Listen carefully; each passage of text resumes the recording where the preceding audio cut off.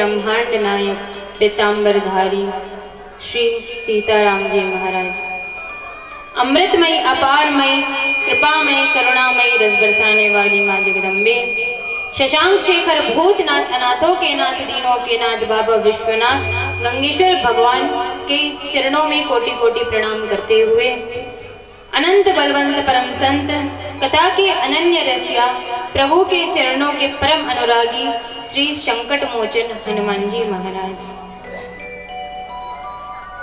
उनके पावन चरणों के कृपा पात्र शिष्य श्री श्री 1008 श्री परम पूज्य सद्गुरुदेव भगवान के चरणों में कोटि कोटि प्रणाम करते हुए, इस कथा के सभी आयोजक नियोजक प्रयोजक संयोजक करता और इस मंच रूपी नौका को चलाने वाले हमारे संचालक महोदय जी और हमारे साथ में संगीत के माध्यम से हमारा सहयोग कर रहे हमारे तबला वाले चाचा जी और आर्गन वाले चाचा जी, क्योंकि जब तक किसी का सहयोग नहीं मिलता तब तक कार्यक्रम सफल नहीं होता। ये भगवान की कृपा होती है। इस कलयुग में कौन किसका साथ देने वाला है? कोई नहीं। अकेले आता है व्यक्ति और अकेले ही जाता है।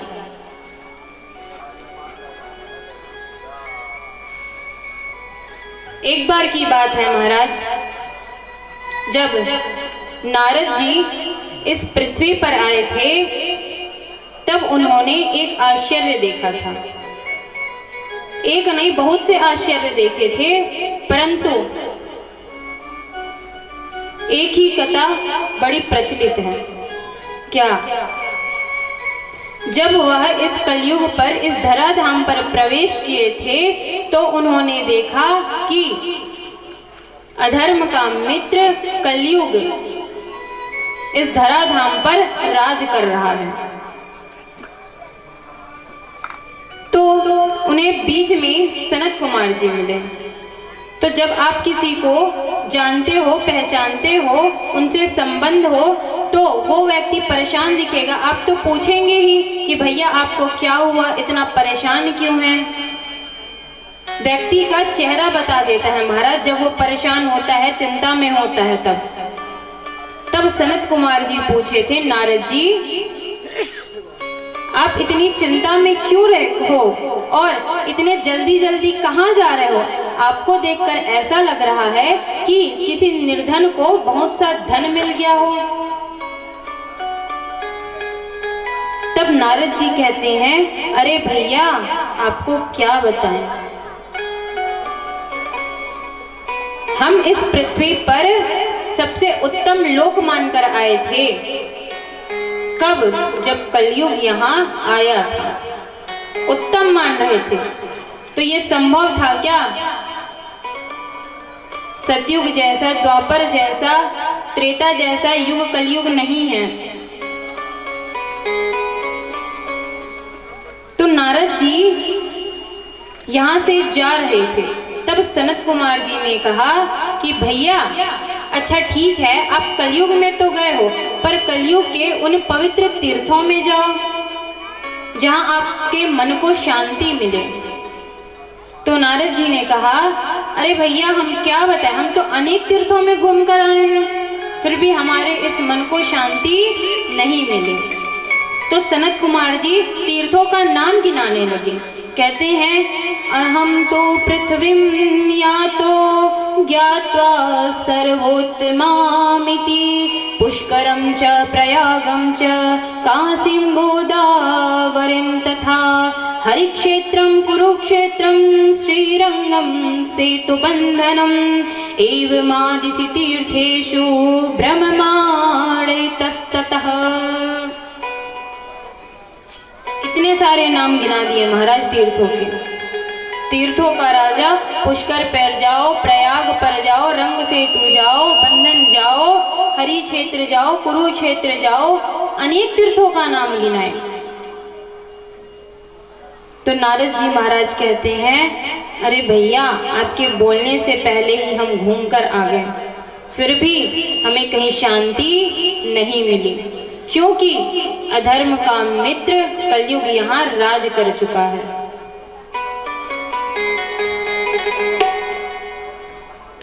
और नारद जी कहते हैं, नई सदी में मिल रही दर्द भरी सौगात, बेटा कहता बाप से तेरी क्या औकात।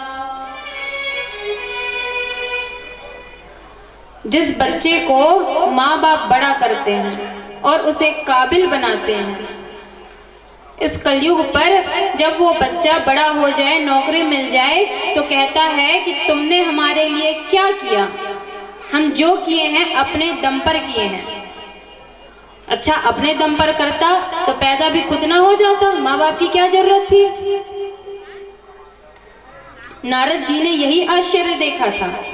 नई सदी में मिल रही दर्द भरी सौगात, बेटा कहता बाप से तेरी क्या औकात। और क्या देखा, भाई भी करता नहीं भाई पर विश्वास, बहन पराई हो गई साली खासम खास। अब तो अपना खून भी करने लगा कमाल, बोझ समझ माँ बाप को घर से रहा निकाल। सास ससुर लाचार हैं, बहू न पूछे हाल, डेरे में सेवा करे बाबा हुआ निहाल। बांध मुखौटा धर्म का करते दिन भर पाप, मर जाते फुटपाथ पर भूखे प्यासे बाप। छोड़ के अपने धर्म को बदले अपना जीस, अब्दुल से शादी करे टुकड़े हो 35।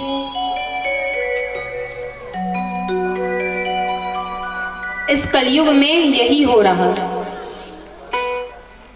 सास ससुर लाचार हैं, बहू न पूछे हाल। आजकल की माताएं चाहती है कि हमें सीता जैसी बहू मिले।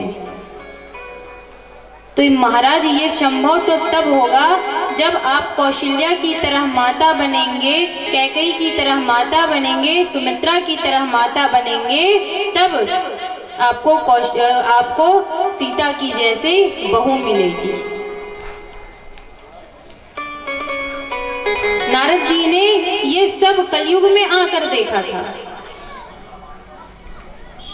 और क्या देखा, सत्यम नास्ति तपः शौचम दया दानम न विद्यते, उदरम भरीणो जीवा वराका कूट भाषिणः।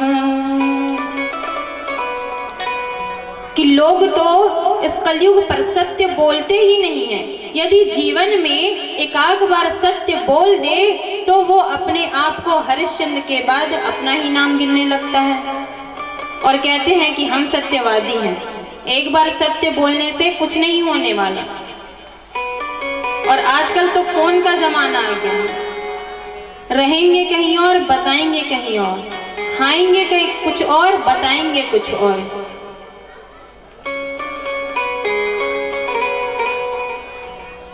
बच्चों के लिए फोन अभी बिल्कुल सही नहीं है। हमारे गुरुजी बच्चों के लिए इस फोन का एक और नाम दे दिए, भविष्य विनाशक यंत्र।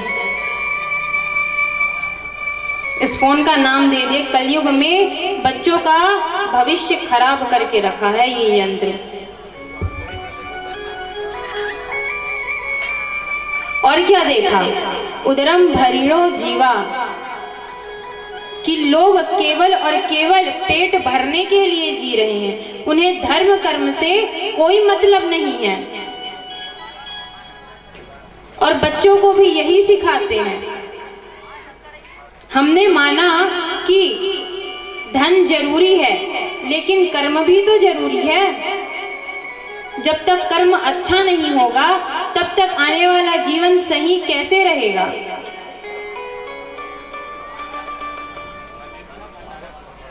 और मानस में गोस्वामी तुलसीदास जी भी लिखते हैं, बाल पिता बाल कहीं बुलावही, उदर भरई सोई धर्म सिखावही, कि माता पिता भी बच्चों को केवल और केवल पेट भरने की शिक्षा देते हैं। नारद जी कहते हैं, भैया यदि इस कलयुग में कोई बालक बालिका विवाह के योग्य हो जाए तो माता पिता को पूछते ही नहीं है, उन्हें कुल जाति धर्म से कोई मतलब ही नहीं है।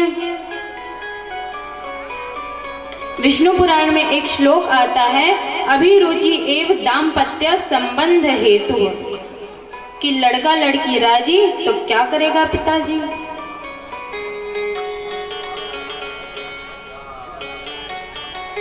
इस कलयुग की यही नियम है। बड़े बूढ़ों से कोई सलाह ही नहीं लेता महाराज, उसे पसंद आ गया तो कर लेंगे विवाह। ये करना सही है क्या? बड़ों का आशीर्वाद मिल जाए उससे अच्छा कुछ नहीं है, क्योंकि माता पिता को साक्षात भगवान का स्वरूप माना जाता है महाराज। और झूठ बोलना लोगों का स्वभाव हो गया है। पंडित सोई जो गाल बजावा, झूठ साज कहीं जग भर मावा। जो जितना ज्यादा झूठ बोल लेना उसे कलयुग में उतना बड़ा पंडित माना जाएगा। ऐसा हम नहीं कह रहे हैं, ऐसा शास्त्र कहते हैं।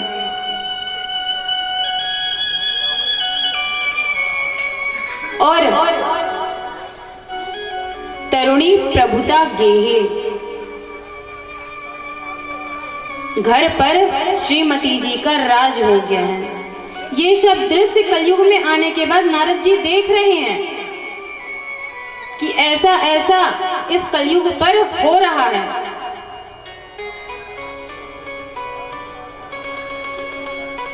तरुणी प्रभुता गेहे, उन्होंने कहा कि घर पर श्रीमती जी का राज हो गया है। श्रीमान जी श्रीमती जी के इशारे पर नाच रहे हैं।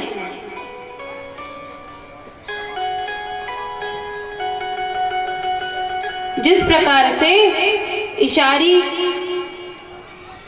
प्रकार से महाराज नट के इशारे पर, मदारी के इशारे पर बंदर नाचता है ना, वैसे ही श्रीमान जी श्रीमती जी के इशारे पर नाच रहे हैं। और घर के सलाहकार कौन हो गए हैं? कहते हैं साले साहब।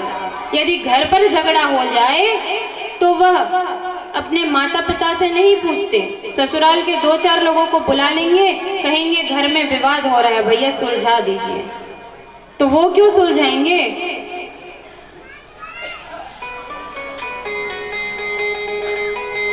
हमारे ब्रज में एक कहावत है, वृंदावन में एक कहावत है, कहते हैं दीवार बिगाड़े आरो और घर बिगाड़े सारो।